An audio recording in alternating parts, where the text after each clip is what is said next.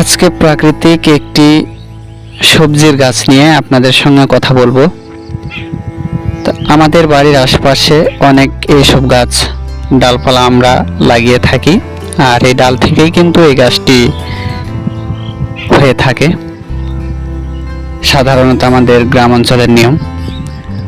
তো তার আগে আরেকটি কথা বলি, যারা এখনো আমার এই ইউটিউব চ্যানেলটি সাবস্ক্রাইব করেননি তারা অবশ্যই সাবস্ক্রাইব করে লাইক কমেন্ট করে পাশে থাকবেন, এবং যদি ফেসবুক থেকে দেখে থাকেন তাহলে অবশ্যই ফলো দিয়ে লাইক কমেন্ট শেয়ার করবেন। তো এখন আমরা চলে যাই মূল কথায়, আর সেটি হচ্ছে এই সাজনে গাছ।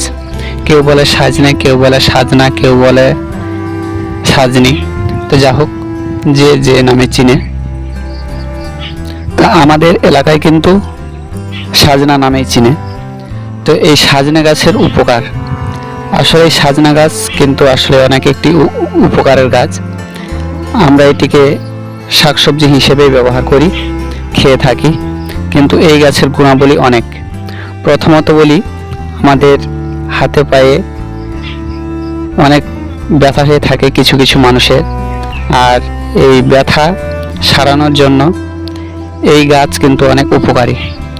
এই গাছ আমরা গাছের পাতা কিংবা ফল, বিশেষ করে গাছের পাতাগুলোকে যদি আমরা ভর্তা করে খাই কিংবা সবজি হিসেবে ভেজে খাই, প্রত্যেক ক্ষেত্রে কিন্তু আমাদের উপকার করে। আর সাজনা ফল যেটা, সেই ফল তো আমরা তরকারি করে খাই, সেটা তো আর কাঁচাই খাওয়া যাবে না। তো যা হোক, আজকে এই বিষয় নিয়ে কথা বলছি। আর এই সাজনে পাতায় রয়েছে, সাজনে গাছে রয়েছে ভিটামিন এ।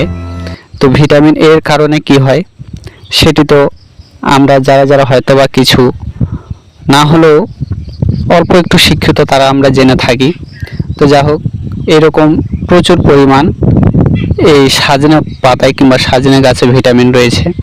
এবং আমাদের এই যে জ্বর সর্দি হয়, এই জ্বর সর্দি থেকেও কিন্তু এই সাজনে গাছ, সাজনে পাতা কিন্তু আমাদের কিছুটা রক্ষা করে। আবার যারা প্রেশার লো তাদের জন্য, যাদের প্রেশার লো তারা কিন্তু খেতে পারবেন না। প্রেশার যাদের হাই তারা রেগুলার নিয়ম মতো খেয়ে যাবেন, তাদের ক্ষেত্রে কিন্তু কন্ট্রোল করবে